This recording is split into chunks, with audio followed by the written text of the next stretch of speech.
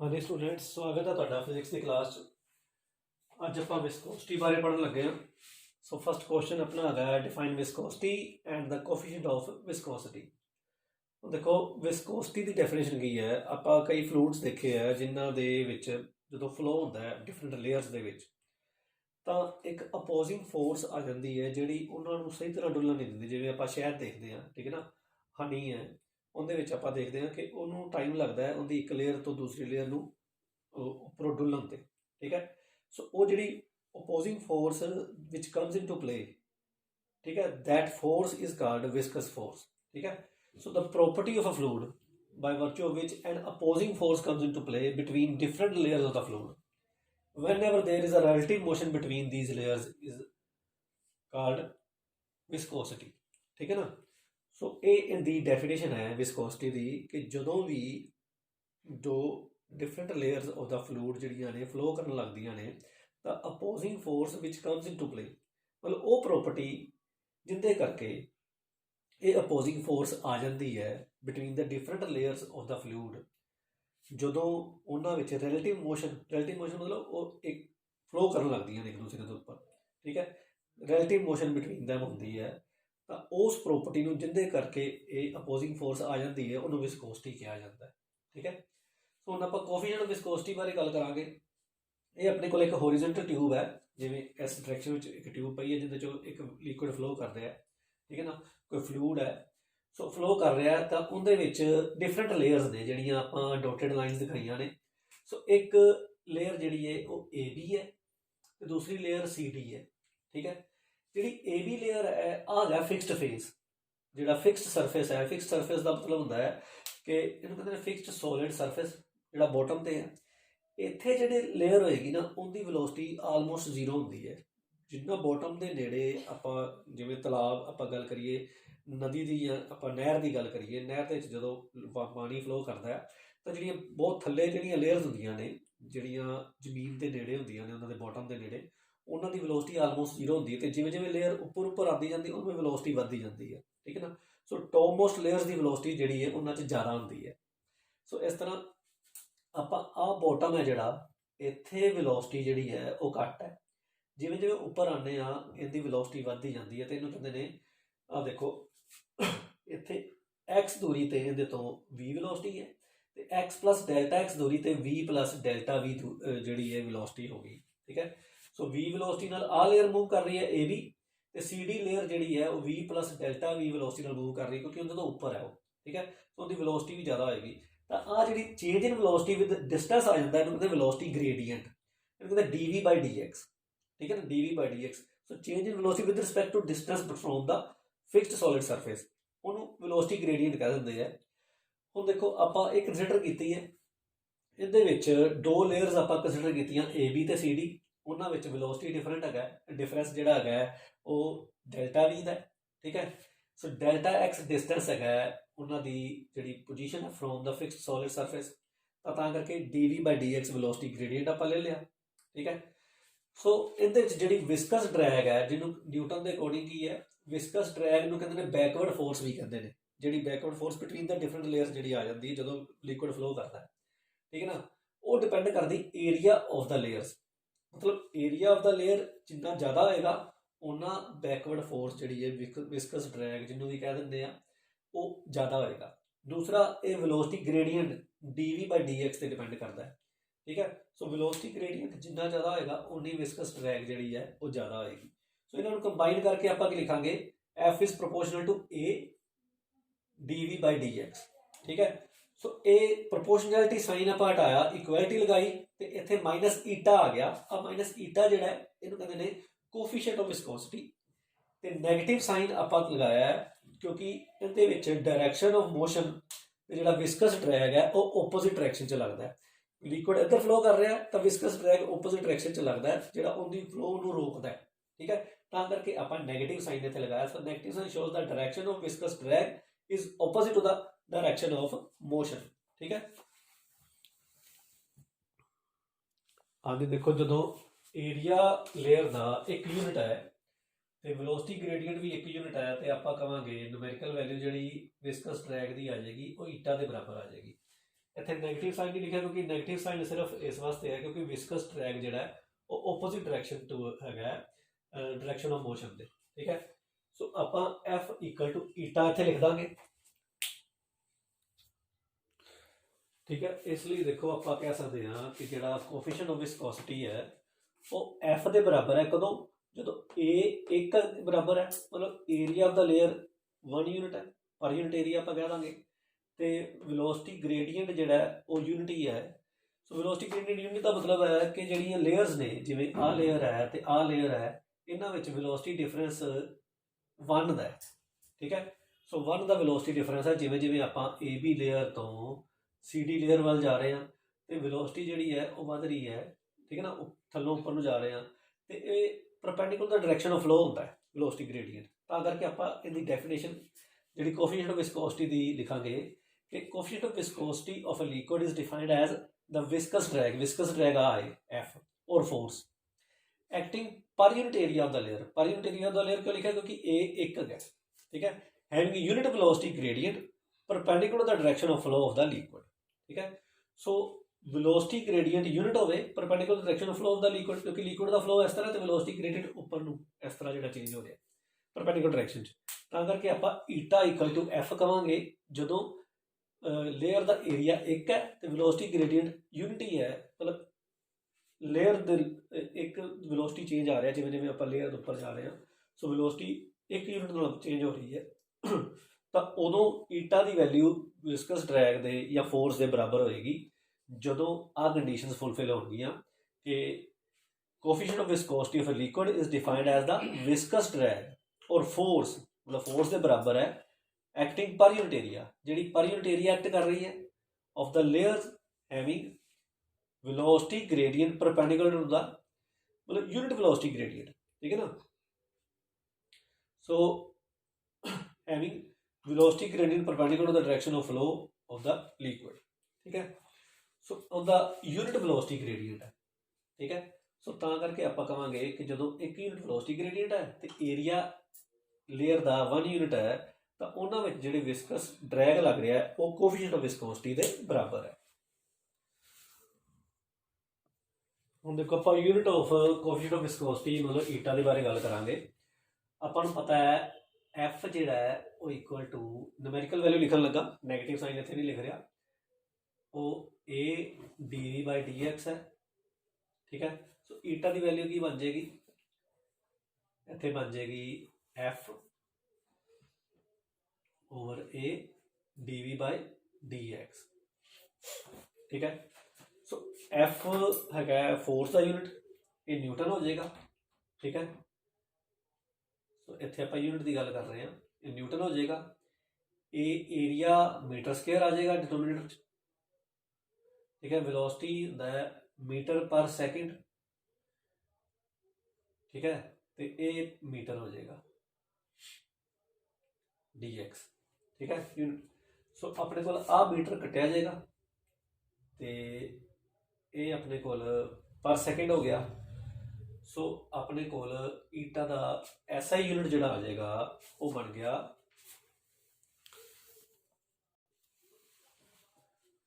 देखो न्यूटन है। ठीक है ना, आ मीटर मीटर आपस कैंसल हो जाएंगे, अब बटे वाला सेकंड ਜਿਹੜਾ ऊपर चला जाएगा।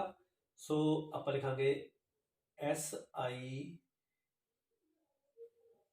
यूनिट ऑफ ईटा इज, इतों की आ गया ये आप रफ काम है अपना। ठीक है, सो इतने आ गया न्यूटन सेकंड, मीटर स्क्वायर ऊपर जाके पर मीटर स्क्वायर हो जाएगा। सो न्यूटन सेकंड पर मीटर स्क्वायर। ठीक है ना, इसी तरह CGS unit of eta is Newton था तो डाइन आ जाएगा, dine second per centimetre square. ठीक है, तो dine second per centimetre square हो जाएगा।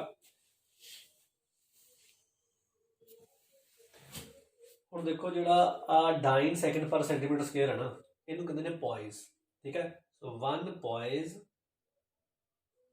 is equal to 1 dyne second per centimetre square. ਤੇ ਜਿਹੜਾ ਆਪਣੇ ਕੋਲ ਆ ਯੂਨਿਟ ਆਇਆ newton second per metre square, ਇਹਨੂੰ ਕਹਿੰਦੇ ਨੇ decapoise. So 1 decapoise is equal to 1 Newton second per meter square। ठीक है, ਹੁਣ ਆਪਾਂ ਇਹਦੇ ਤੇ ਇਹਦੇ ਚ ਰਿਲੇਸ਼ਨ ਕੱਢਦੇ ਹਾਂ। 1 ਡੈਕਾਪੋਇਸ ਤੇ ਪੋਇਸ ਵਿੱਚ ਕੀ ਰਿਲੇਸ਼ਨ ਦੇਖੋ। ਆਪਾਂ 1 ਡੈਕਾਪੋਇਸ ਲਿਖਾਂਗੇ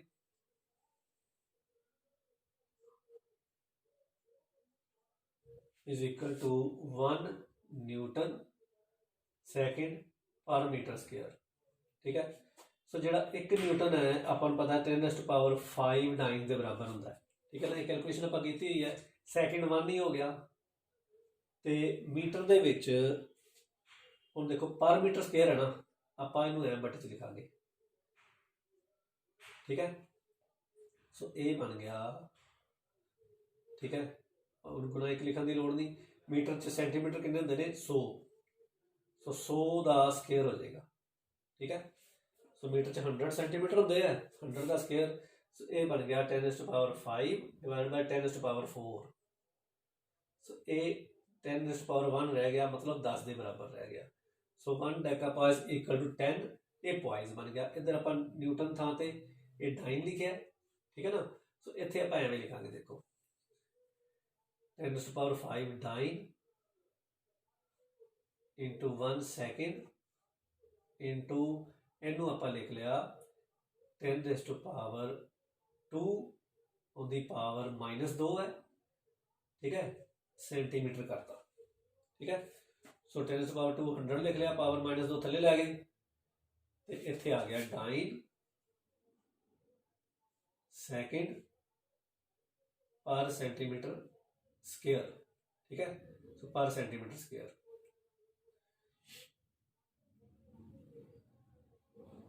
आ चीज बन गई। ठीक है, सो ये सारी वैल्यू कितनी आ गई अपने को, ये बन गया 1 पॉइस। ठीक है, सो 10 पॉइस बन गया।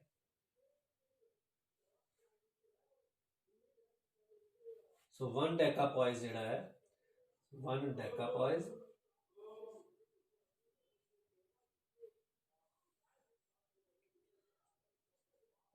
is equal to 10 poised. ठीक है, सो 1 डेकापॉइस जिहड़ा है वो 10 पॉइस के बराबर हो गया। ओके, हाँ जी, डायमेंशनल फार्मूला ऑफ ईटा आप करांगे। अपन पता है न्यूटन सेकंड पर मीटर स्क्वायर है, इनका यूनिट बनया। सो न्यूटन जिहड़ा है हुण डायमेंशनल फार्मूला ऑफ ईटा आप की लिखांगे। न्यूटन जिहड़ा देखो वो हो गया mL/t-2। ठीक है, kg मीटर पर सेकंड स्क्वायर।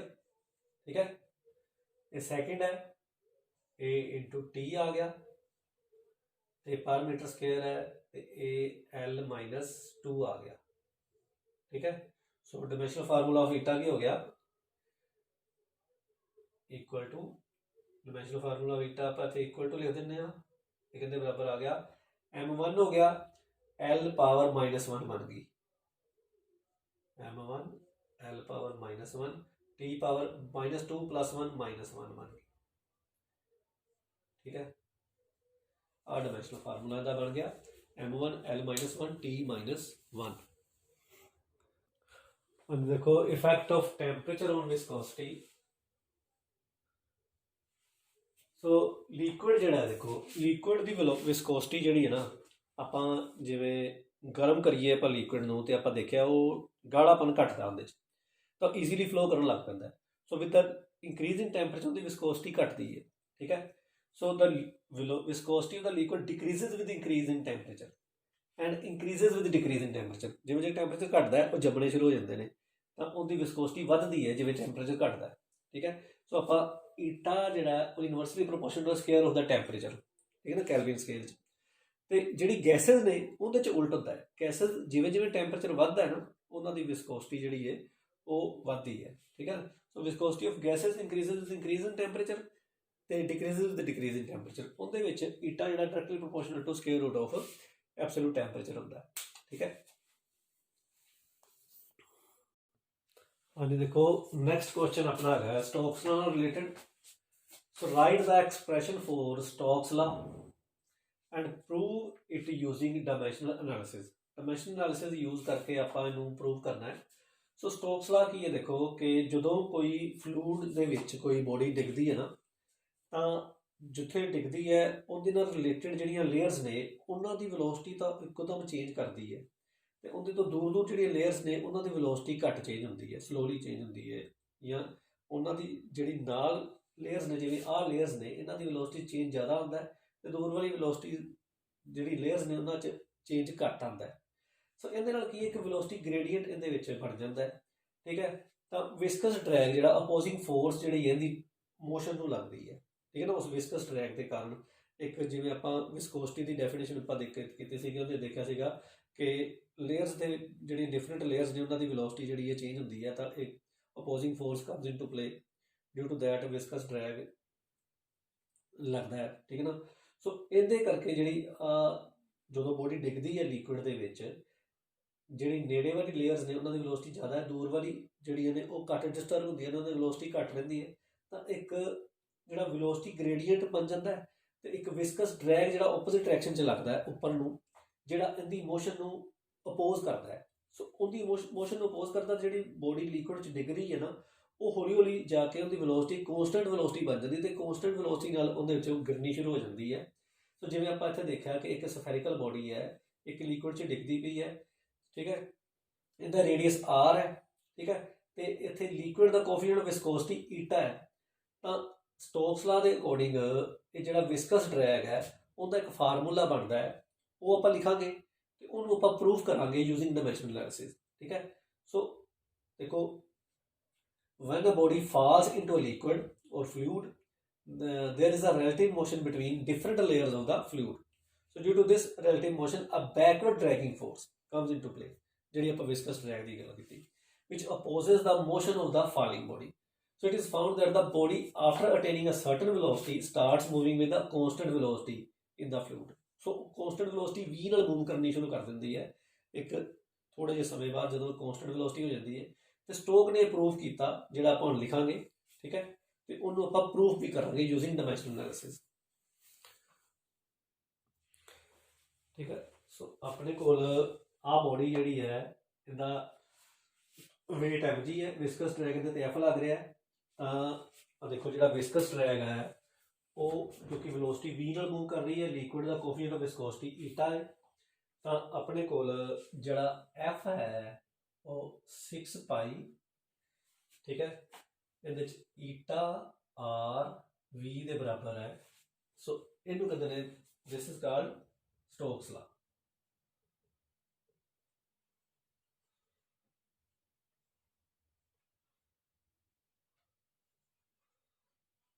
ਠੀਕ ਹੈ। ਇਸ ਨੂੰ ਸਟੋਕਸ ਲਾ ਕਿਹਾ ਜਾਂਦਾ ਹੈ ਕਿ ਜਿਹੜਾ ਵਿਸਕਸ ਡਰੈਗ ਹੈ ਉਹਦੀ ਵੈਲਿਊ ਆ ਹੈ 6 ਪਾਈ, ਕੌਂਸਟੈਂਟ ਦੀ ਵੈਲਿਊ ਹੈ, ਠੀਕ ਹੈ।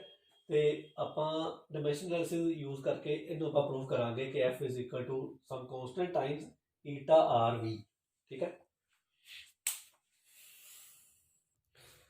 ਹਾਂਜੀ, ਦੇਖੋ ਆਪਾਂ ਪ੍ਰੂਫ ਇਹਦਾ ਕਰਨਾ ਹੈ, ਉਹਦੇ ਲਈ ਆਪਾਂ ਕੀ ਲਿਖਿਆ, ਦੇਖੋ ਕਿ ਕੋਈ ਵੀ ਜਿਹੜੀ ਲਿਕੁਇਡ ਦੇ ਵਿੱਚ ਸਫੈਰੀਕਲ ਬੋਡੀ ਗਿਰ ਰਹੀ ਹੈ, ਤਾਂ ਉਹ ਤੇ ਜਿਹੜਾ ਵਿਸਕਸ ਡਰੈਗ ਲੱਗ ਰਿਹਾ ਹੈ ਉਹ ਇੱਕ ਤਾਂ ਇਹਦੇ ਰੇਡੀਅਸ ਤੇ ਡਿਪੈਂਡ ਕਰਦਾ ਹੈ, ਠੀਕ ਹੈ, ਇੱਕ ਇਹਦੀ ਵੈਲੋਸਿਟੀ ਤੇ ਡਿਪੈਂਡ ਕਰਦਾ ਹੈ, ਇੱਕ ਲਿਕੁਇਡ ਦੇ ਕੋਫੀਸ਼ੀਐਂਟ ਆਫ ਵਿਸਕੋਸਿਟੀ ਤੇ ਡਿਪੈਂਡ ਕਰਦਾ ਹੈ, ਠੀਕ ਹੈ। ਸੋ ਦ ਵਿਸਕਸ ਡਰੈਗ ਔਰ force acting on the sphere depends upon the radius r of the sphere, the velocity v and the coefficient of viscosity eta of the liquid.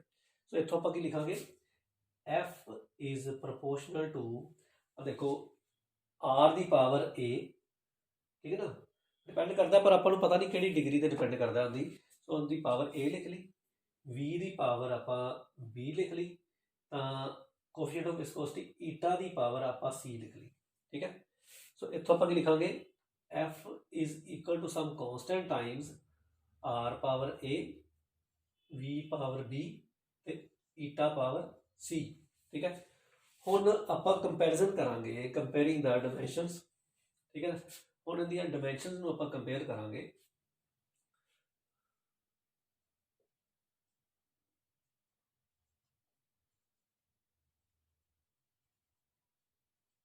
Compare ਦਾ ਡਾਇਮੈਂਸ਼ਨਸ।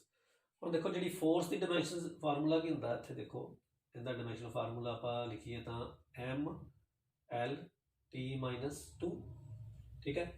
ਇਹ ਹੁੰਦਾ ਤੇ ਕੌਂਸਟੈਂਟ K ਜਿਹੜਾ ਹੈ ਉਹ ਆਪਾਂ ਲਿਖਤਾ, R ਜਿਹੜਾ radius ਹੈ, ਰੇਡੀਅਸ ਹੋ ਗਿਆ ਮਤਲਬ L ਪਾਵਰ A, ਠੀਕ ਹੈ। V ਵੈਲੋਸਿਟੀ ਹੈ, ਉਹਨੂੰ ਕੀ ਲਿਖਾਂਗੇ LT-1, ਠੀਕ ਹੈ। ਇੱਥੇ ਆਪਾਂ ਪਾਵਰ ਜਿਹੜਾ L ਪਾਵਰ A ਇੱਥੇ ਲਿਖ ਦਿੰਦੇ ਹਾਂ। V ਹੈਗਾ LT-1, ਇਹਦੀ ਪਾਵਰ B ਇੱਥੇ ਲਿਖ ਦਿੰਦੇ ਹਾਂ। ਤੇ ਈਟਾ ਜਿਹੜਾ ਹੈਗਾ ਉਹ ਹੈਗਾ ਆਪਾਂ ਹੁਣੇ ਡਾਇਮੈਂਸ਼ਨਲ ਫਾਰਮੂਲਾ ਦਾ ਲਿਖਿਆ ਸੀਗਾ ML-1 T-1, ਠੀਕ ਹੈ। ਉਹਦੀ ਪਾਵਰ C ਲਿਖ ਦਿੰਦੇ ਹਾਂ, ML-1 T-1, ਇਹ ਸਾਰੇ ਦੀ ਪਾਵਰ C ਆਪਾਂ ਲਿਖਦੀ, ਠੀਕ ਹੈ। ਹੁਣ ਦੇਖੋ ਇਹਦੇ 'ਚ ਆਪਣੇ ਕੋਲ MLT-2 is equal to some constant, ਤੇ ਇੱਥੇ M ਦੀ ਪਾਵਰ ਪਹਿਲੇ ਆਪਾਂ ਲਿਖ ਲੈਂਦੇ ਹਾਂ ਕਿੰਨੀ ਬਣਦੀ ਹੈ। ਇੱਥੇ M ਹੈ ਨਹੀਂ, ਇੱਥੇ M ਹੈਗਾ M1 power C, M power C ਬਣ ਗਿਆ, ਠੀਕ ਹੈ ਨਾ। ਇੱਥੇ 1 ਨਾ, ਜਿੱਥੇ ਪਾਵਰ ਆਪਾਂ ਲਿਖਦੇ ਨਹੀਂ 1 ਲਿਖਦੇ ਹਾਂ, ਠੀਕ ਹੈ। ਸੋ 1 ਇੰਟੂ C, M ਦੀ ਪਾਵਰ C ਬਣ ਗਈ। ਹੁਣ L ਦੀ ਪਾਵਰ ਦੇਖੋ, L ਦੀ ਪਾਵਰ A ਇੱਥੇ ਬਣ ਗਈ, ਇੱਥੇ 1 ਹੈ, 1 into B, so A plus B ਇੱਥੇ ਬਣ ਗਈ, ਇੱਥੇ ਮਾਈਨਸ C ਬਣ ਗਈ। ਸੋ L power A plus B minus C, ਠੀਕ ਹੈ। ਫਿਰ ਦੇਖ ਲਓ L power A, L power B, A plus B ਹੋ ਗਈ, ਤੇ ਇੱਥੇ L power -1 into C minus C ਹੋ ਗਿਆ। ਹੁਣ T ਦੀ ਪਾਵਰ ਦੇਖੀਏ ਆਪਾਂ, T ਪਾਵਰ ਮਾਈਨਸ B ਤੇ T ਪਾਵਰ ਮਾਈਨਸ C, ਸੋ T power minus B minus C, ਠੀਕ ਹੈ। ਸੋ ਇਹ ਸਾਰੀ ਵੈਲਿਊ ਆਪਣੇ ਕੋਲ ਆ ਗਈ। ਹੁਣ ਆਪਾਂ ਪਾਵਰਸ ਕੰਪੇਅਰ ਕਰਾਂਗੇ, ਸੋ ਆਪਣੇ ਕੋਲ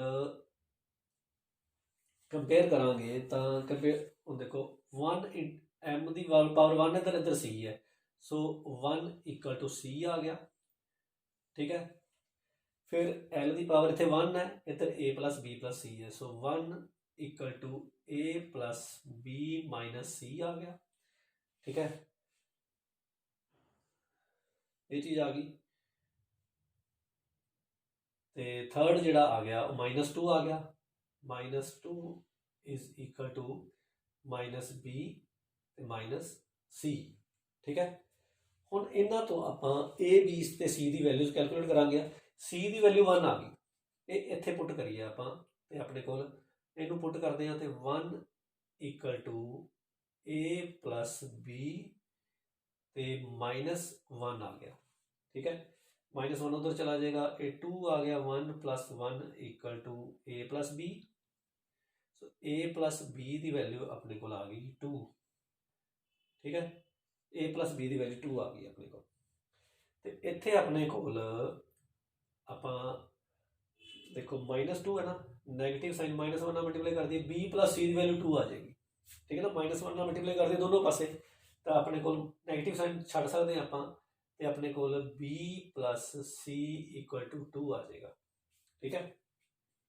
ਹੁਣ B plus C equal to 2 ਹੈ, ਤੇ A plus B equal to 2 ਹੈ, ਠੀਕ ਹੈ। ਸੋ ਇਹਨਾਂ ਨੂੰ ਆਪਾਂ ਸਬਟਰੈਕਟ ਕਰੀਏ, C ਦੀ ਵੈਲਿਊ ਆਪਾਂ ਇੱਥੇ ਪੁੱਟ ਕਰ ਦਿੰਦੇ ਹਾਂ ਇਕੁਅਲ ਟੂ 1, ਠੀਕ ਹੈ ਨਾ। B ਪਲੱਸ 1 ਇਕੁਅਲ ਟੂ 2 ਆ ਗਿਆ, so B equal to 2 minus 1, B equal to 1 ਆ ਗਿਆ, ਠੀਕ ਹੈ। C ਦੀ ਵੈਲਿਊ ਆਪਾਂ ਪੁੱਟ ਕਰਤੀ ਇੱਥੇ ਵੀ, ਇਹ B ਦੀ ਵੈਲਿਊ ਇੱਥੇ ਪੁੱਟ ਕਰੀਏ, ਠੀਕ ਹੈ। ਆਪਾਂ C ਦੀ ਵੈਲਿਊ 1 ਹੈ, ਆਪਾਂ ਇੱਥੇ ਵੀ ਪੁੱਟ ਕਰਤੀ, ਇੱਧਰ ਵੀ ਪੁੱਟ ਕਰਤੀ, ਠੀਕ ਹੈ। ਹੁਣ ਦੇਖੋ ਆਪਾਂ B ਦੀ ਵੈਲਿਊ 1 ਪੁੱਟ ਕਰੀਏ ਇੱਥੇ, ਆਹ ਵੈਲਿਊ ਨੂੰ ਆਪਾਂ ਇੱਥੇ ਪੁੱਟ ਕਰ ਦਿੰਦੇ ਹਾਂ, ਤੇ ਆਪਣੇ ਕੋਲ A ਪਲੱਸ 1 ਇਕੁਅਲ ਟੂ 2 ਆ ਗਿਆ, ਸੋ A ਦੀ value 2 minus 1, so A equal to 1 ਆ ਗਿਆ, ਠੀਕ ਹੈ ਨਾ। ਸੋ C ਵੀ 1 ਆ ਗਿਆ, ਠੀਕ ਹੈ, ਤੇ A ਵੀ 1 ਆ ਗਿਆ, ਤੇ B ਵੀ 1 ਆ ਗਿਆ, ਸਾਰੇ 1 ਆ ਗਏ। ਤੇ ਇਹਦਾ ਮਤਲਬ ਆਹ ਇਕੁਏਸ਼ਨ ਜਿਹੜੀ 1 ਹੈ, ਸੋ ਪੁੱਟ the values of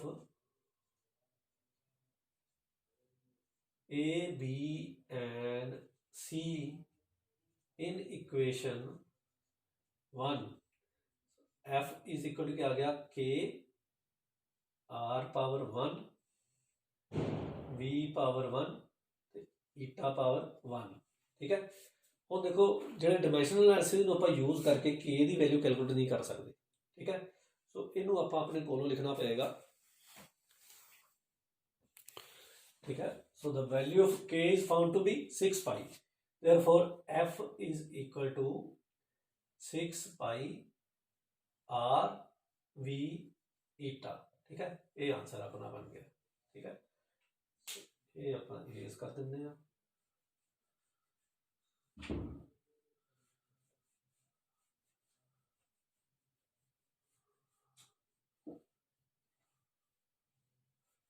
ठीक है। सो स्टोक्स ला दी जो डायमेंशन एनालिसिस यूज करके आप स्टोक्स ला का रिजल्ट जो कैलकुलेट कर लिया, ठीक है।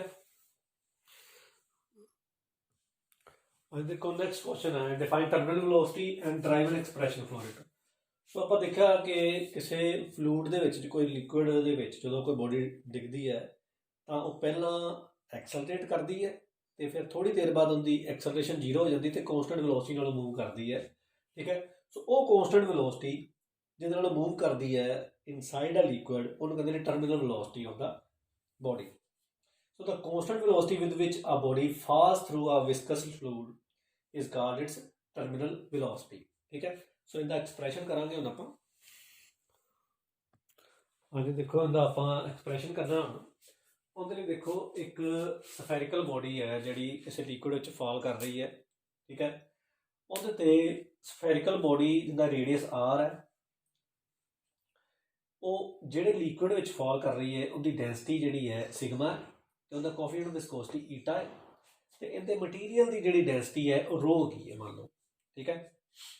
ਹੁਣ ਜਿਹੜੀਆਂ ਫੋਰਸਿਸ ਇਹਦੇ ਲੱਗ ਰਹੀਆਂ ਨੇ ਉਹਦੇ ਬਾਰੇ ਗੱਲ ਕਰਾਂਗੇ। ਜਿਹੜੀ बॉडी डाउनवर्ड फॉल कर रही है उनका वेट mg डाउनवर्ड, ठीक है। तो इहदे ते weight mg in the downward direction. हुण देखो जो फ्लूइड दे विच कोई चीज़ डिगदी है तो जिन्ना वो लिक्विड या फ्लूइड नूं डिसप्लेस करती है उहदे वेट के बराबर उहदे ते अपवर्ड थ्रस्ट लगता है, ये आपां अगे भी पढ़िया। So upward thrust equal to the weight of the displaced liquid जिन्होंने आपां टी लिखिया, ठीक है। तो तीजी जी फोर्स लग रही है वो viscous drag opposite to the direction of motion वो उपरले पासे लगेगा, ठीक है। सो पर बॉडी डाउनवर्ड फॉल कर रही है तो करके नैट डाउनवर्ड फोर्स जी है वो कितनी लग जाएगी, वो वैल्यू आ जाएगी वेट इतने W आप लिखा, ठीक है। सो इन W लिख सकते हैं आप। सो W minus T minus F लिख दो, ठीक है, क्योंकि F ते T ओपोजिट डायरेक्शन से ने वेट ऑफ द बॉडी दे, ठीक है ना। सो यह वेट जोड़ा है ये mg के बराबर है, ठीक है। So W is equal to mg है। हुण देखो जो ये टर्मिनल वेलोसिटी नाल मूव करना शुरू कर देगी, टर्मिनल वेलोसिटी की है कॉन्सटेंट वेलोसिटी, जो कि एक्सलरेशन उनकी जीरो हो जाती है, एक्सलरेशन जीरो होगी तो फोर्स भी जीरो होगी क्योंकि फोर्स की mass into acceleration.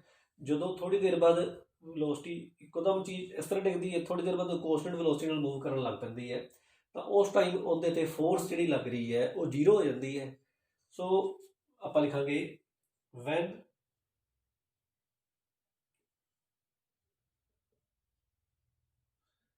It starts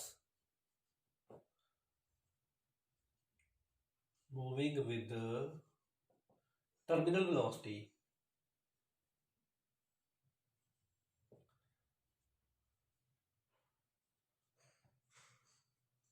then net force is zero acting on it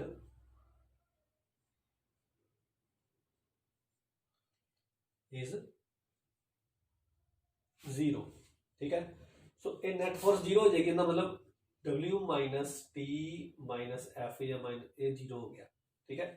सो इनकी वैल्यू जीरो आ जाएगी उस पर्टिकुलर केस दे विच। देखो इतों एफ की वैल्यू कितनी आ जाएगी अपने को, एफ उधर ले जाएंगे आप, ये आ जाएगा W माइनस T, ठीक है। सो इनकी वैल्यू इतनी आ गई। हुण देखो आप जी बॉडी है, ठीक है ना, जी W की वैल्यू है W is equal to mg है, ठीक है। तो जी बॉडी है उनकी डेंसिटी आप कही है मटीरियल ऑफ द बॉडी की डेंसिटी कितनी कही है, देखो इतने इहदी आप डेंसिटी रो कही है, ठीक है ना, material of the body the. So W मास की हुंदा वॉल्यूम इनटू डेंसिटी। सो मास हुंदा वॉल्यूम इनटू डेंसिटी,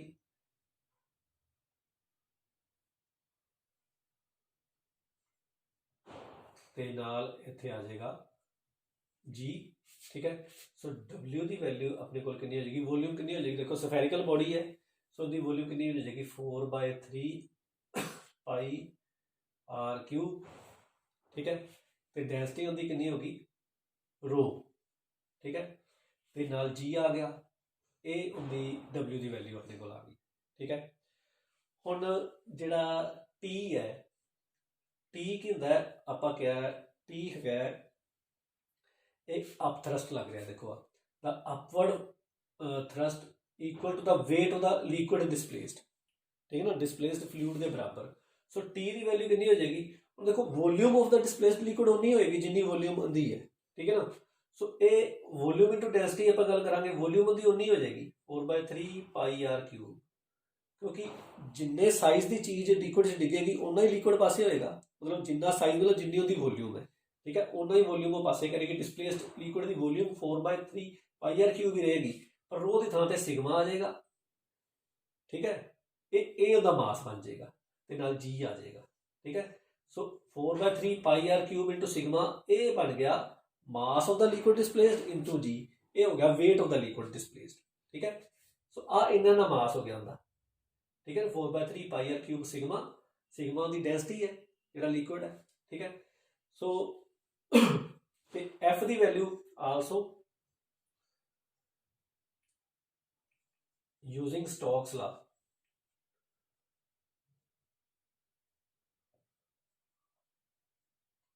F की वैल्यू कितनी हैगी है 6 pi V eta into R, V R into eta.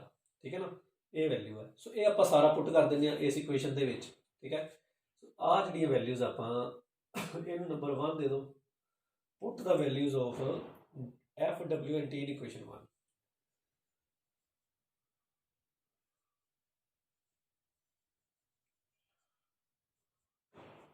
F W T in equation 1 अपने को की आ जाएगा, देखो F की वैल्यू की बन गई 6 पाई आर वी ईटा। ठीक है, इक्वल टू की आ गया W की वैल्यू अपने को आ गई 4/3 pi are cube sigma into G। ठीक है, तो T की वैल्यू अपने को आ गई -4/3 pi are cube rho into G। ठीक है, सो रो लिक्विड की डेंसिटी है, तो सिग्मा आ गया मटीरियल की। ठीक है ना, फिर आप देख ली एक minute, sigma sigma density of the liquid है, तो रो भी the density of the material of the body है। ठीक है, सो रो मटीरियल ऑफ द बॉडी की डेंसिटी है, तो अपने को एक मिनट देखो, वेट ऑफ द बॉडी की आ जाएगा इतने जो आप लिखा है, हाँ रो लिखा ना, सो इतने रो आ गया, वेट ऑफ द बॉडी रो आ गया। ठीक है, तो इतने अपने को जोड़ा अपथ्रस्ट की वैल्यू सिग्मा, सिग्मा क्योंकि आप लिक्विड की डेंसिटी रखी है, सो तां करके अपने को इत्थे W च रो आना है, तो T च सिग्मा आना है। ठीक है, W माइनस T है, तो इत्थे रो आएगा, तो इत्थे सिग्मा आएगा। ठीक है,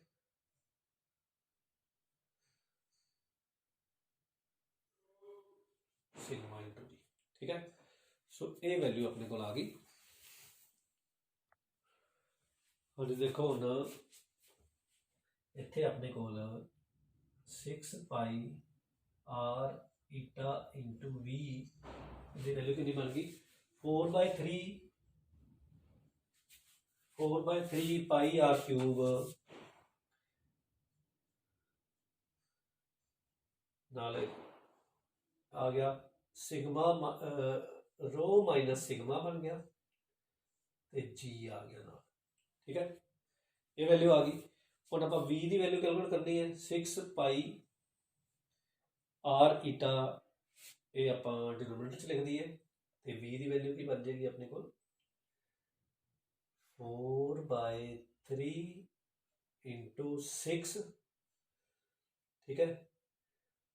उपर पाई है, चलो ये बाद कट दें आप, पाई आर क्यूब है, ठीक है। 6 नाल इत्थे पाई आ गया, नाल आर आ गया, तो नाल ईटा आ गया, ठीक है। तो इत्थे आप लिख दें रो माइनस सिग्मा ते नाल जी लिख दें। हुण देखो पाई ते आर कैंसल हो जाएगा, तो आ 4/18 2/9 रह जाएगा, ठीक है। सो ये वैल्यू बन गई v = 2/9, ठीक है। पाई कैंसल आउट हो गया, आर क्यूब है, आर ना कैंसल हो गया, आर स्केयर रह गया, आर स्केयर रह गया, ठीक है। सो डिनोमिनेटर के ईटा रह गया एक, ठीक है। ते नाल sigma minus rho, rho minus sigma into g आ जाएगा। So 2/9 r square over eta rho minus sigma into g, ये टर्मिनल वेलोसिटी की वैल्यू अपने को आ गई, ठीक है। सो टर्मिनल वेलोसिटी की वैल्यू कितनी आ गई 2/9 r square by eta rho minus sigma into g, ठीक है। ये अपने को टर्मिनल वेलोसिटी का एक्सप्रैशन आ गया। हाँ जी देखो जिमें अपने को v की वैल्यू आई है 2/9 r square into g by eta, इतों की कंकलूजन निकलते हैं। देखो हूँ देखो कि आर स्केयर तो डायरैक्टली प्रोपोर्शनल है, आर डायरैक्टली प्रोपोर्शनल है as v is proportional to r square, ठीक है। सो इतों की कंकलूजन निकलता है कि बिगर रेन ड्रॉप्स की टर्मिनल वेलोसिटी जी ज़्यादा होगी। So therefore bigger rain drops have larger terminal velocity, ठीक है, एज कंपेयर टू स्मॉलर, ठीक है। हम देखो ईटा के इनवर्सली प्रोपोर्शनल है as v is inversely proportional to eta, eta के इनवर्सली प्रोपोर्शनल है, इसका मतलब जो विस्कोसिटी जिस लिक्विड की ज़्यादा होगी उनकी टर्मिनल वेलोसिटी घट होगी। So v is lace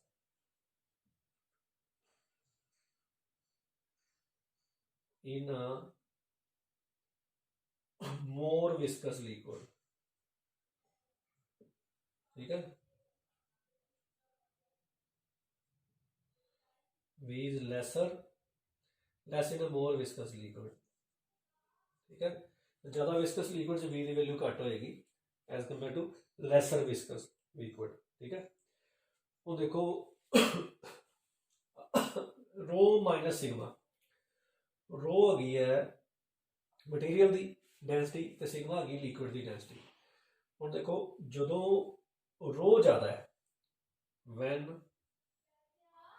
row is greater than sigma, ठीक है, द बॉडी फॉल्स डाउनवर्ड्स, ठीक है। तो उदो टर्मिनल वेलोसिटी की है v, दैन v जो डाउनवर्ड डायरेक्शन होता है, ठीक है ना, v is in the downward direction,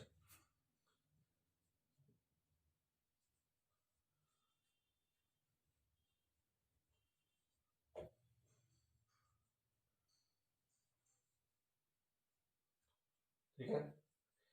जो मतलब v पॉजिटिव आ v पॉजिटिव मतलब डाउनवर्ड डायरेक्शन च है, वो फिर देखो वैन आ वज रही मतलब लिक्विड की डेंसिटी जी है मटीरियल नाल वज रही, when sigma is greater than rho, उस केस भी नैगेटिव हो जाएगी, बॉडी उपर नूं जाएगी उठेगी, ठीक है ना। जी हल्की बॉडी होंगी है लिक्विड तो वो उपर नूं उठती है, वो उपर नूं फ्लो करती है। When sigma is greater than rho then V is in the upward direction, ठीक है, ठीक है ना, नेगेटिव हो जाएगी वेलोसिटी, नेगेटिव मतलब वेलोसिटी ऊपर ਨੂੰ ਜਾਏਗੀ, ਬੋਡੀ ਉੱਪਰ ਨੂੰ ਮੂਵ ਕਰੇਗੀ ਲਿਕੁਇਡ ਦੇ ਵਿੱਚ। ਜਦੋਂ ਬੋਡੀ ਦੀ ਡੈਂਸਿਟੀ ਜ਼ਿਆਦਾ ਹੈ ਉਦੋਂ ਬੋਡੀ ਡਾਊਨਵਰਡ ਮੂਵ ਕਰੇਗੀ ਲਿਕੁਇਡ 'ਚ, ਜਦੋਂ ਬੋਡੀ ਦੀ ਡੈਂਸਿਟੀ ਘੱਟ ਹੈ ਲਿਕੁਇਡ ਤੋਂ ਤਾਂ ਬੋਡੀ ਉੱਪਰ ਨੂੰ ਮੂਵ ਕਰੇਗੀ ਲਿਕੁਇਡ ਤੋਂ, ਠੀਕ ਹੈ। Thank you.